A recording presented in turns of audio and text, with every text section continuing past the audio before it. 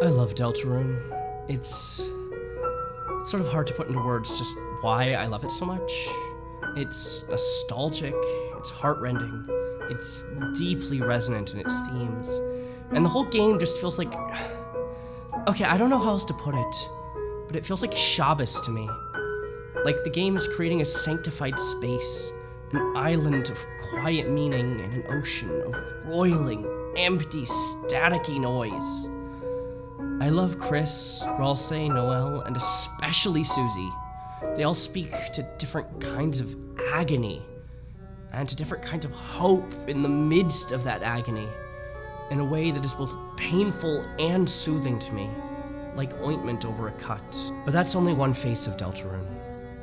The game has another face, one that it doesn't like showing, that the player has to wrench out of it like pulling teeth. A face the game gives the player chance after chance to give up on. When it finally does come out, it is bitter and angry. That face is the weird root, and it has some truly gut-wrenching, breathtakingly written moments. There's just one problem. I can't do it.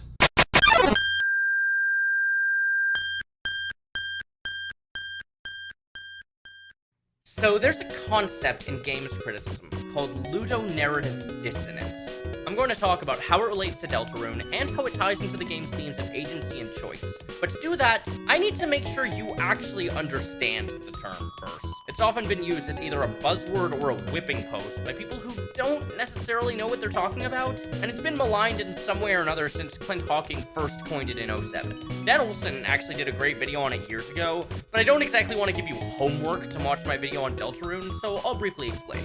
Let's take this one word at a time. Ludonarrative. What the fuck does that mean? Well, Ludo is just based on the Latin word for play, and narrative is, well, narrative. So ludonarrative means relating to both gameplay and story.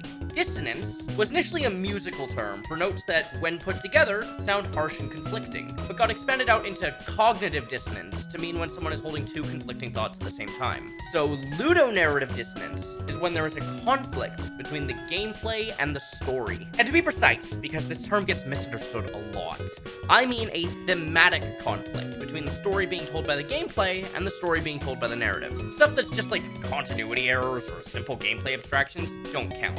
Like, the fact that Link reappears alive and well at the start of a dungeon when he dies, even though there's no in-universe explanation for it, isn't a source of ludonarrative dissonance, you know?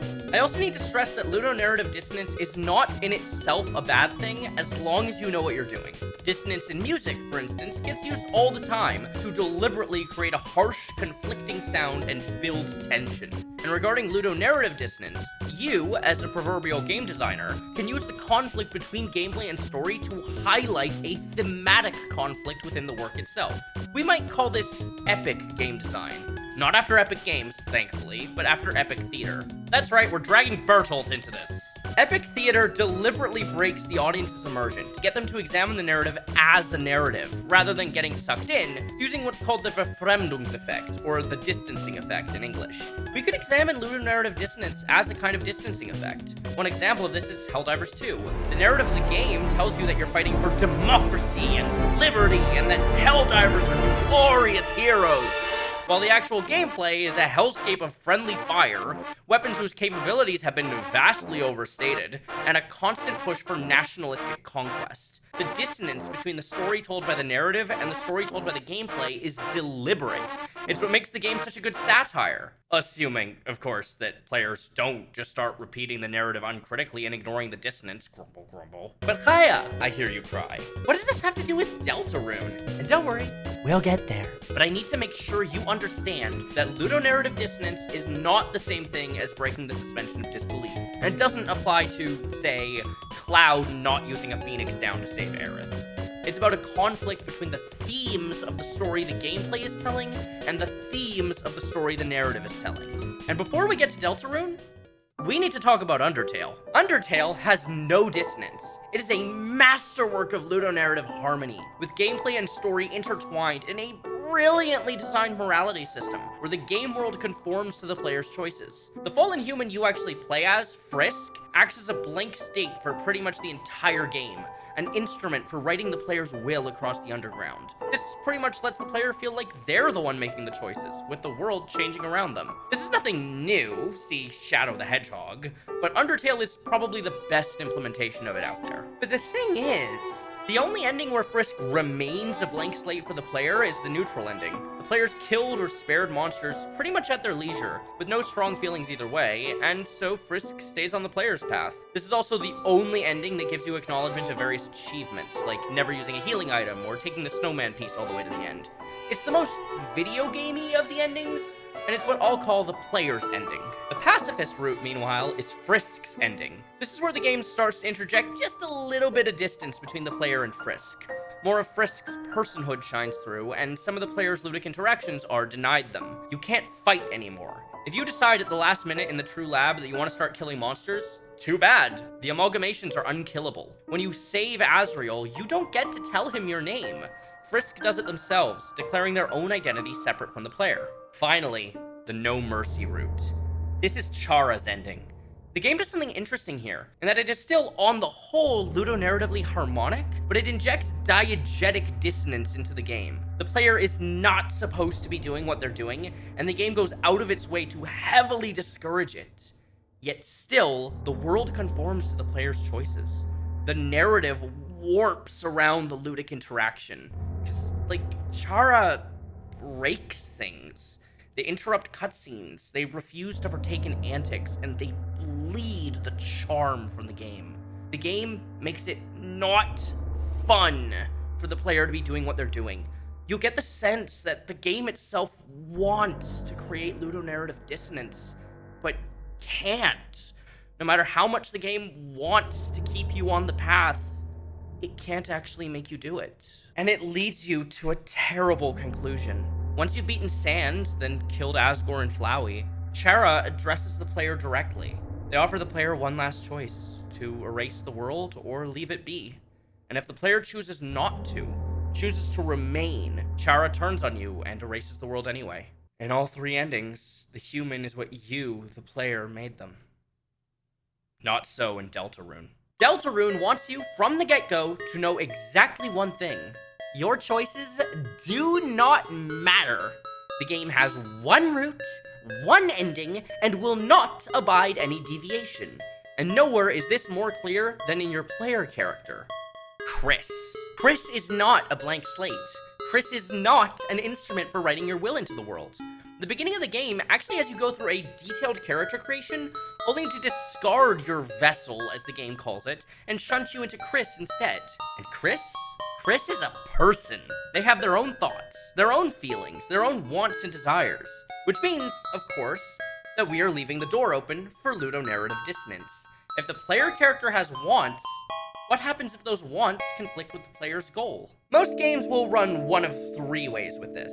They'll either just take the hit on unintended ludonarrative dissonance in the name of player freedom and let you do things your player character would never do in a million years. They'll railroad you into being unable to do anything but what the player character wants to do and forcibly eliminate the dissonance. Or they'll rework either the story or the gameplay to be more ludonarratively harmonious. And from the first chapter alone, you might presume that Deltarune goes with option 2, what with how strongly it insists that your choices don't matter. You'd be wrong. You see, that thematic statement, your choices don't matter, is exactly the thing the game is interrogating. It's part of the game's core themes around agency and choice. The character who tells you that your choices don't matter is Susie, at her most cynical and nihilistic. But over the course of the 4 chapters that are currently out, we see Susie grow as a person, form deep friendships with Chris, Ralsei, and Lancer, along with a burgeoning romance with Noelle. And the person we see come out of that angry, jaded shell is a deeply compassionate girl with a wellspring of confidence and hope that can inspire even in the darkest of moments. And at the end of chapter 4, we see her punch the final pane of glass depicting the end of the prophecy to pieces, declaring that our choices do matter and that she won't let that future come to pass. And it's not just Susie either. That same theme resonates the strongest with the hidden bosses, Jevil, Spamton, and Gerson. See, Jevil has become aware of the way that his reality is set in stone, and has fallen into a nihilistic merry-go-round. If nothing you do matters, then you can do whatever the fuck you want. Spamton has recognized the puppet strings controlling him, and yearns above all for freedom, to have agency. To the point that he tries to murder Chris to free himself. And Gerson has freedom. Real freedom. He doesn't believe in prophecies, and prefers instead to read between the lines. Maybe some things are set in stone, but the choices you make around those things, they matter. And you should never, ever stop trying to change things. Focus on how you want the story to end. That's Gerson's philosophy. So, where does that leave us in our relationship to Chris? Do our choices matter when Chris is their own person? What does happen when our wants conflict with Chris's? And here is where Deltarune does something that I personally have never seen another game do. It wraps that ludonarrative dissonance into the narrative. I said that Chris was the player character. I lied. Chris is not the player character. This is the player character. This is the soul. It's described as the culmination of your being. Everything that makes you you is in the soul. Ralsei in particular calls out your will and your compassion, while Undertale has 7 souls, each with a different color, that represent patience, bravery, integrity, perseverance, kindness, justice, and determination. At the end of the No Mercy run, Chara declares that their human soul wasn't theirs, but the players', while the pacifist ending tells us that the soul belongs to Frisk, and the neutral ending is suitably ambiguous. Deltarune, on the other hand, makes it crystal clear that this soul that we're playing as, it does not belong to Chris. It belongs to us. Our save file isn't named Chris, it's named the player's name. It's the culmination of the player's agency within the narrative. So what happens when we try to do something Chris doesn't want to do? What does anyone do when someone tries to force them into something? Chris resists.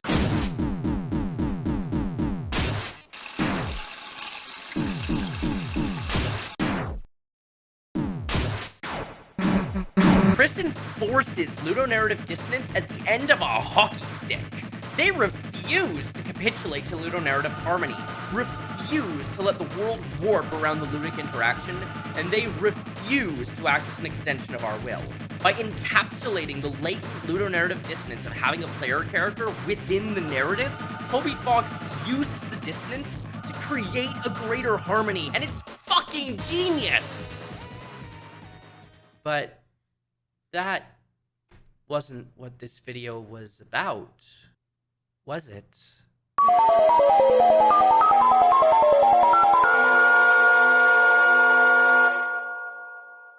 It's funny, actually.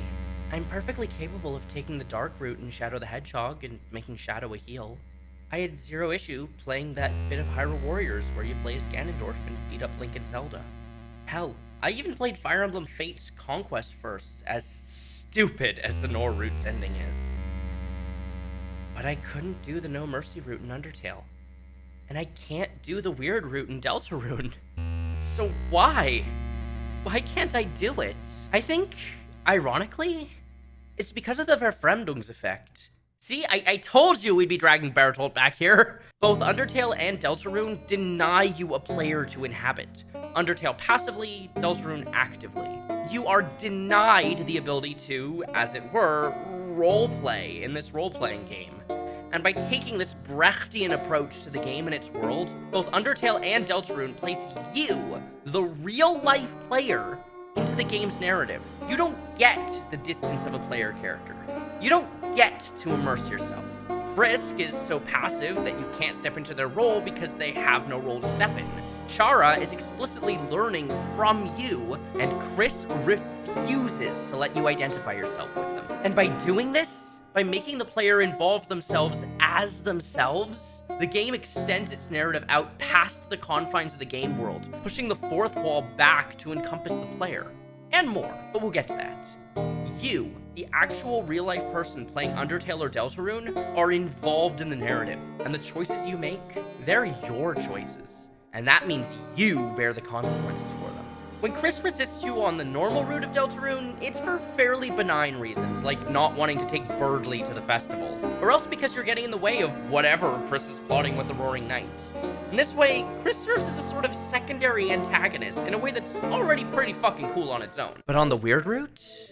On the weird route, you're using Chris's voice and body to pressure and gaslight Noelle, their childhood best friend, into becoming a traumatized, suggestible killing machine.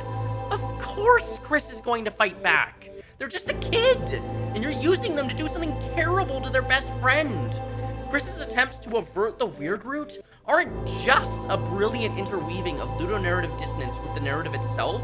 They're the actions of a scared kid trying to save one of the people they care about most in the entire world. And because of the denial of distance, because the game's morality exists entirely in the domain of active choices made by the player as the player, the game's morality extends out to encompass the player too. Not like actually. It is still fiction, and I'm not saying you're a bad person if you play the no mercy route or the weird route, but like, within the fiction space. And in a scenario like that, where I'm placed within the morality of the fiction space as myself, without a player character to serve as a distancer between myself and my actions, and told that my actions will impact the world, I just can't do it. Inside the magic circle, these characters are emotionally real to me, and I don't have it in me to hurt them.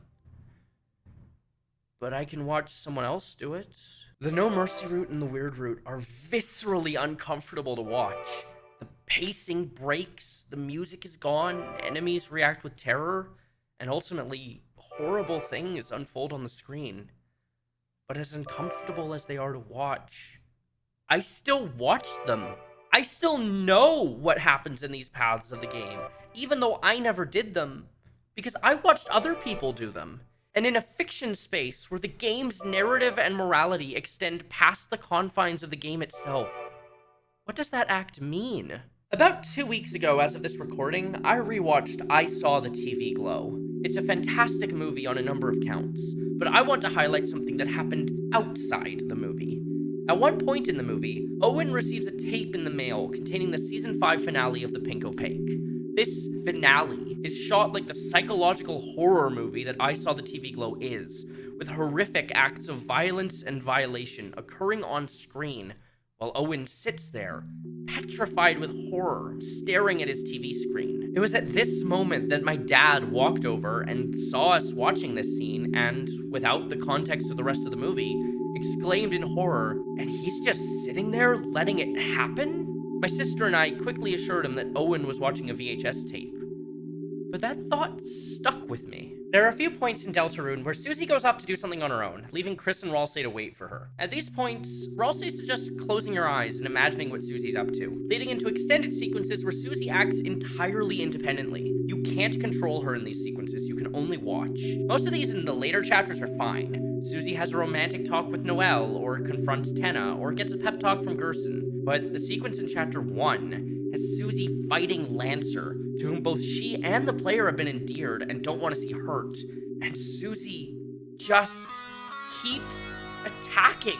It ultimately ends well, sure, but there's a visceral horror to just sitting there and watching, unable to do anything to stop it. It makes you feel powerless.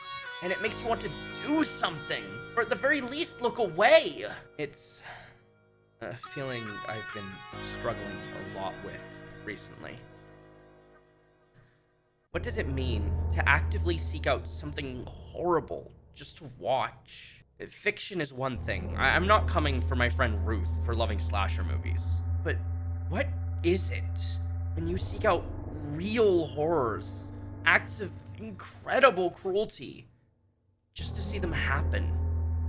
What does it say about you, acting as a voyeur to the darkest impulses of humanity, just to sate your curiosity? Undertale has an opinion on that.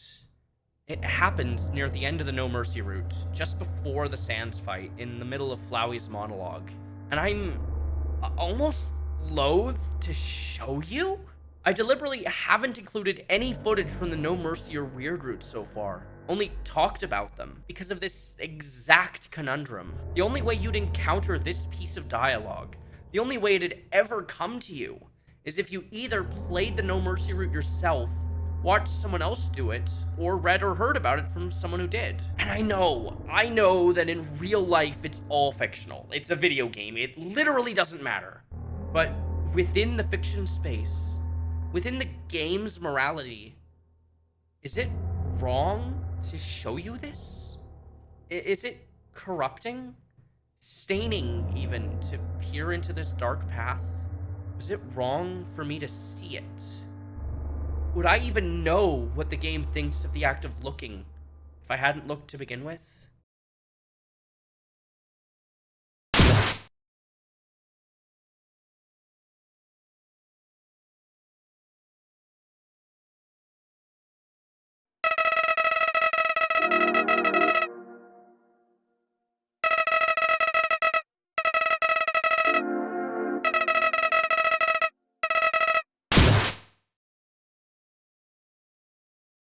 I wish I had a better ending.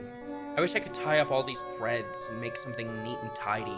Something that squares the magic circle of Deltarune's morality and lets me pack it all away in a box. But I can't.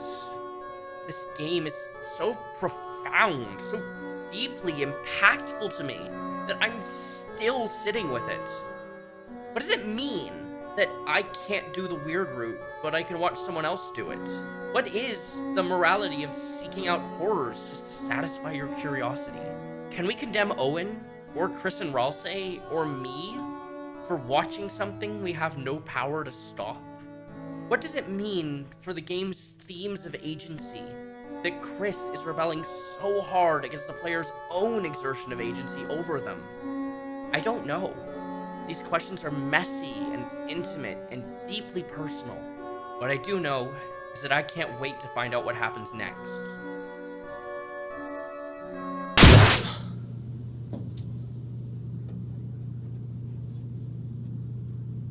And that, even in the real world, agency is a funny thing. When the light is running low and the shadows start to grow and the places that you know seem like fantasy, there's a light inside your soul that's still shining in the cold with the truth, the promise in our hearts. Don't forget, I'm with you in the dark.